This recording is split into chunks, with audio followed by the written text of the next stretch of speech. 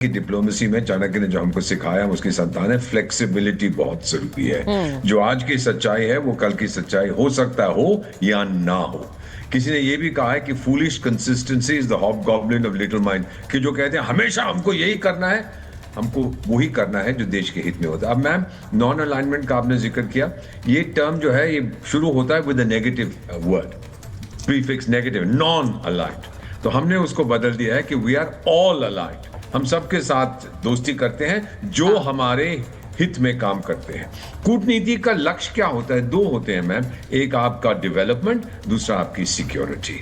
और डेवलपमेंट में जो देश हमारी मदद कर सकते हैं, we are friends with them. जो हमारी मदद नहीं कर सकते उनके साथ भी दोस्त हैं। सिक्योरिटी में जो हमारी सिक्योरिटी के हमें वेपन्स, टेक्नोलॉजी, ये वो जो कुछ दे सकते हैं उनके साथ भी हम दोस्ती करें। ये दो लक्ष्य होते हैं, तीसरा कोई नहीं होता। हम किसी को डोमिनेट नहीं करना चाहते, भारत की परंपरा नहीं है।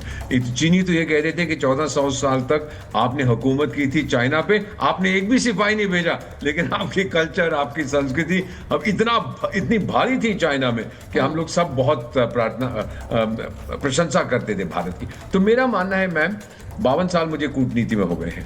मैं आपको बता देता हूं कि जब मैं कहीं भी जाता हूं, मजाक में अफ्रीका में मैं 3 देशों में विदेश में स्पेशल एडवाइजर हूं, वहां के लोग कई बार कहते हैं कि हम लोग भारत का डेवलपमेंट देख रहे हैं, यार नरेंद्र मोदी को बोलो 2 साल के लिए हमारे पास भी आ जाए यहाँ पे और हमारी मदद करे। फिर मैं भी हंस के जवाब देता हूँ कि टाइगर, इतनी छुट्टी हम नहीं दे सकते, अभी भारत को जरूरत है। Today We are globally respected. Donald Trump साहब ने जो कहा है उनके जन्मदिन पर, first of all of course prime minister साहब, मेनी हैप्पी रिटर्न्स। आप जिए हजारों साल, हर साल के दिन हो 50,000, 1 लाख दिन हो हर साल में। You are not just the prime minister of India, आप विश्व नेता हैं आज। You are a global icon. मैं अमेरिका में भी जाता हूं, जिन लोगों ने मैं इसी की बात कर रही हूं, कि एक छोटे से गांव से गुजरात के उठकर उसके बाद देश का नेतृत्व करना, और आज अगर हम कहें कि वैश्विक जो नीतियां हैं, कूटनीति है, उसकी एक धुरी बन गए हैं प्रधानमंत्री नरेंद्र मोदी और भारत, तो क्या वो गलत है? मैं आज इसीलिए ये बात कर रही हूं क्योंकि हम पिछले कुछ समय से देख रहे हैं कि जो इंटरनेशनल डेवलपमेंट्स हैं वो कैसे अनफोल्ड हो रहे हैं हमारे सामने, कैसी चीजें बदल रही हैं। मैं फराज जी आपके आ रही हूं एक बार, क्योंकि ये बार बार कहा गया, बताइए ट्रंप ने मध्यस्थता की, बताइए प्रधानमंत्री बोलते क्यों नहीं है इस पर, मध्यस्थता पर क्यों नहीं बोलते हैं, क्यों हमने सरेंडर कर दिया? क्योंकि ट्रंप ने कहा और डिक्टेट कर दिया और हमने उसे मान लिया। यही वाली राजनीति बहुत दिन हुई है ऑपरेशन सिंदूर के बाद इस देश में। अब जब देखिए, मुझे ऐसा लगता है कि यह भी एक डिप्लोमेसी है। आप किसी को जाकर सीधे, और एम्बेसडर वोरा यहाँ आए, वो वैलिडेट करेंगे सही हूं या गलत हूं, लेकिन एक राष्ट्रीय अध्यक्ष को सीधे जाकर आप खड़े नहीं हो जाते मोर्चा खोलने, ट्रंप गलत बोल रहे हैं, ट्रंप ने झूठ बोला है। लेकिन आज सच्चाई खुद सामने आ गई है। पाकिस्तान बोल रहा है कि भाई देखिए, हमने तो कोशिश की ट्रंप के जरिए, लेकिन ये नहीं माने, इन्होंने बोल दिया हमें द्विपक्षीय मुद्दा है, हम खुद अपना फैसला लेंगे। फराज जी। सुचारिता जी, सबसे पहले तो आदरणीय प्रधानमंत्री जी की जो बर्थडे है उसकी उनको बहुत बहुत हमारी पार्टी की तरफ से और हमारी तरफ से बहुत बहुत मुबारकबाद जी। और खुदा करे कि मोदी जी की साथ सेहत के लंबी जिंदगी हो, इसकी हम कामना करते हैं। Long life and a successful life with good health. Sucharita ji, अभी आपने पाकिस्तान का जिक्र किया, तो नॉर्मली फराज साहब आपका ऑडियो नहीं आ रहा है, मुझे वापस आपके आना पड़ेगा, आपके ऑडियो में बहुत दिक्कत हो रही है। जरा फराज जी का ऑडियो ठीक कराएंगे और उनका फ्रेम भी ठीक कराएंगे, फिर हम वापस आते हैं। निखिल जी के पास जा रही हूं मैं। जरा निखिल जी, जो बात मैंने उनसे पूछी है आप इसे दोहरा देती हूँ। क्या अब नहीं बोलना चाहिए कि हाँ भाई, अब पाकिस्तान का कबूलनामा आता है तो कुछ लोग इस पर अब अपनी चुप्पी तोड़ेंगे, जो बार बार कह रहे थे बोलिए ट्रंप गलत है? सुचेता जी, सबसे पहले तो मेरे प्रधानमंत्री मोदी को उनके 75वें जन्मदिन पे बधाइयां देना चाहूंगा। मैं आशा करता हूं कि वो भाजपा के कार्यकर्ताओं का अब मार्गदर्शन करना शुरू करेंगे। दूसरी चीज ये है कि पाकिस्तान क्या कहता है क्या नहीं कहता, उनके आतंकवादी, उनके क्रिकेट प्लेयर, उनके मिलिट्री ऑफिसर, उनकी सरकार, मुझे इससे कोई मतलब नहीं है। पाकिस्तान एक टेरर स्टेट है। पाकिस्तान अलग अलग तरीके के कंडे भारत के खिलाफ, दुनिया के खिलाफ चलाता रहता है। वो कब क्या बोले, मुझे उससे कोई मतलब नहीं है। मुझे अपनी सरकार से माफी दीजिएगा, मुझे अपनी सरकार से, हमारे देश के विपक्ष से और सच्चाई से मतलब है, और पाकिस्तान एक झूठा देश है, मुझे कोई मतलब नहीं उससे। उसके बाद एक बात कही जा रही है कि नरेंद्र मोदी जो है वो एक ग्लोबल लीडर बन चुके हैं, और मेरा बिल्कुल मानना है कि नरेंद्र मोदी भारत के प्रधानमंत्री एक ग्लोबल लीडर हैं। साथ साथ इसमें हमें ये भी परिप्रेक्ष्य में समझना पड़ेगा कि भारत 150 करोड़ लोगों का देश है, दुनिया का सबसे पॉपुलस देश है, दुनिया की सबसे बड़ी अर्थव्यवस्था है, और बहुत लंबे समय से रहा है। भारत का कोई भी प्रधानमंत्री ग्लोबल लीडर होता है। मोदी जी भी हैं, मनमोहन जी भी थे, अटल जी भी थे, नरसिम्हा राव जी भी थे, राजीव गांधी भी थे, इंदिरा गांधी भी थी, जवाहरलाल नेहरू तो थे ही थे। और आप एक बात कहती हैं कि किस तरीके से गुजरात के एक गांव से आया हुआ एक गरीब लड़का एक ग्लोबल लीडर बन गया।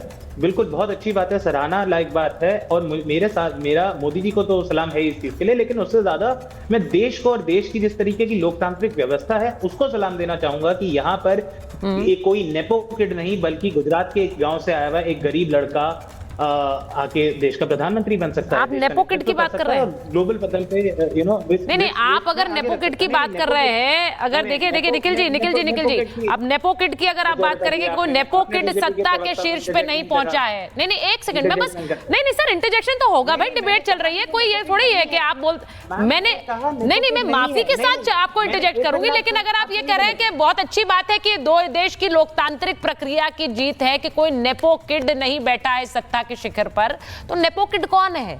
कौन है इस देश में नेपो किड? कौन है इस देश में जो अपने परिवार के चलते सत्ता में, या फिर अपने परिवार के चलते उनको वो पोजीशन मिली हुई है?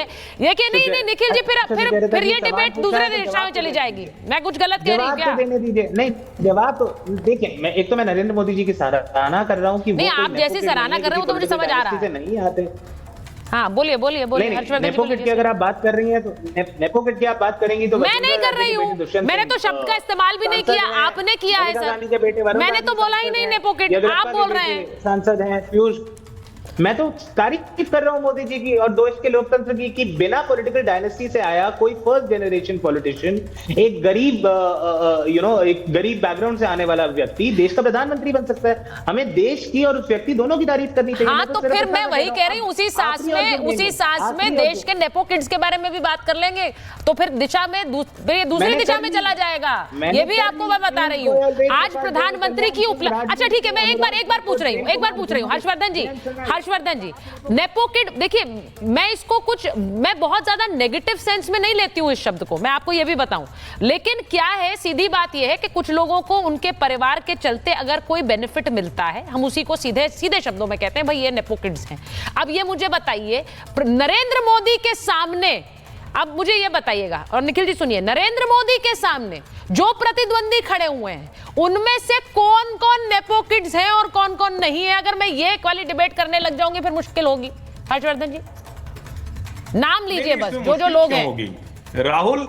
राहुल गांधी और प्रियंका गांधी वाड्रा अगर उस परिवार से नहीं आते तो क्या यहां होते? क्या अखिलेश यादव मुलायम सिंह यादव के बेटे नहीं होते तो क्या यहां होते? क्या तेजस्वी यादव लालू प्रसाद यादव के बेटे नहीं होते तो क्या यहां होते? क्या स्टालिन अगर करुणानिधि के बेटे नहीं होते तो क्या यहां होते? क्या अगर केटीआर और केसीआर के बेटे नहीं होते केटीआर तो क्या यहां होते? क्या कन्नी मोझी से लेकर सुप्रिया सुले तक, अगर सुप्रिया सुले शरद पवार की बेटी नहीं होती तो यहां होती? क्या अजीत पवार अगर शरद पवार के भतीजे नहीं होते तो क्या यहां होते? क्या अगर उद्धव ठाकरे बाला साहब के आप नहीं होते, मैं लिस्ट पढ़ लेता हूं, नहीं होते, आदित्य सुचेता जी दिस इज नॉट फेयर। नहीं, एक सेकंड, ये लिस्ट पढ़ सकते हैं, मैं लिस्ट नहीं पढ़ सकता। चलिए ठीक है, मैं लिस्ट पढ़ देता हूं। पीयूष गोयल के पिताजी वेद प्रताप गोयल नहीं होते तो राजनीति के खिलाफ देश उठ खड़ा हुआ।